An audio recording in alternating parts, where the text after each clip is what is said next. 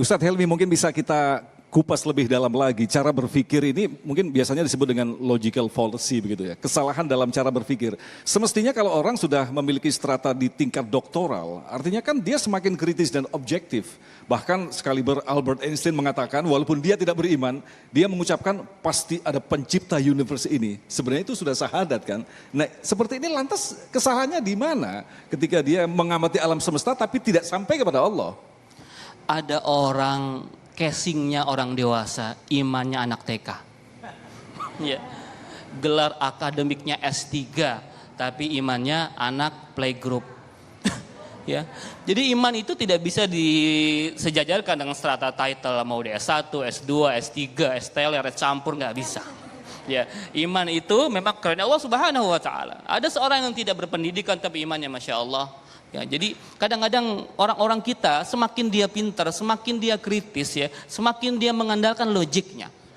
Karena iman itu tidak bisa selalu dengan logika. Ini salah juga. Anak-anak zaman sekarang selalu mana logikanya?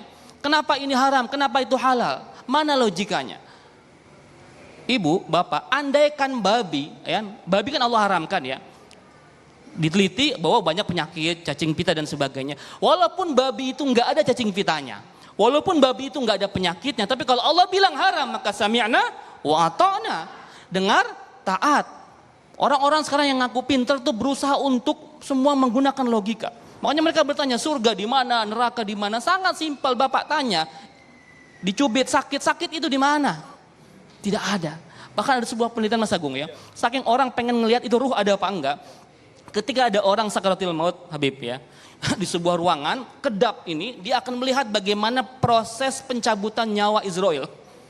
Di semua dipasang CCTV, infrared semua dilihat. Ada nggak itu ruh apa malaikat yang mencabut nyawa itu? Nggak kelihatan. Ketika roh diambil nggak ada yang bisa ngelihat, nggak bisa direkam oleh CCTV. Kenapa? Karena itu gaib. Betul kata Habibie tadi.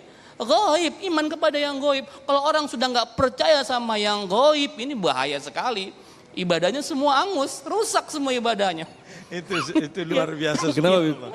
Subhanallah, kalau dia memang pakai logika tadi, dia nggak usah kuburan.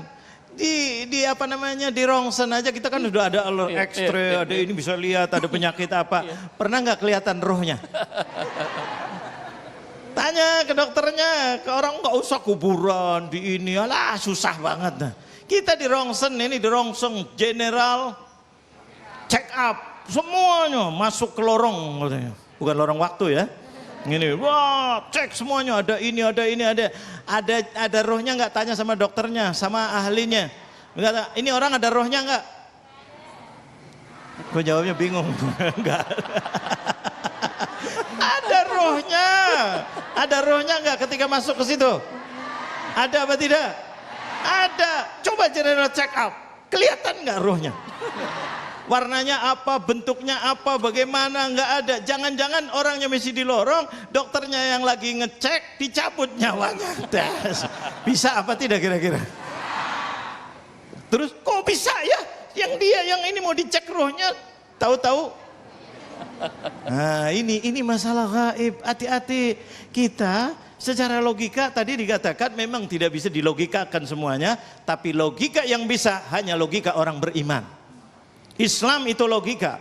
Pernah dulu Sayyidina Umar itu ditanya sama Rasulullah SAW. Ini kalau misalnya ada waktu ini sedikit. Ya, ini Sayyidina Umar bin Khattab ditanya, kaifa asbahta ya Umar? Saya cinta Allah, cinta Rasulullah. Apakah lebih daripada diri kamu, dari harta kamu, dari keluarga kamu? Jujur aja ya Rasulullah, tidak. Aku cinta keluargaku, cinta hartaku, cinta ini daripada cinta Allah dan Rasulnya. Idzan lam tu'min, kamu tidak beriman. Ulang Sayyidina Umar, pakai logika. Iya ya, anak belum tentu, keluarga belum tentu, tapi kalau Allah dan Rasulullah sudah pasti apa tidak cinta kepada umatnya? Cinta enggak Allah kepada hambanya?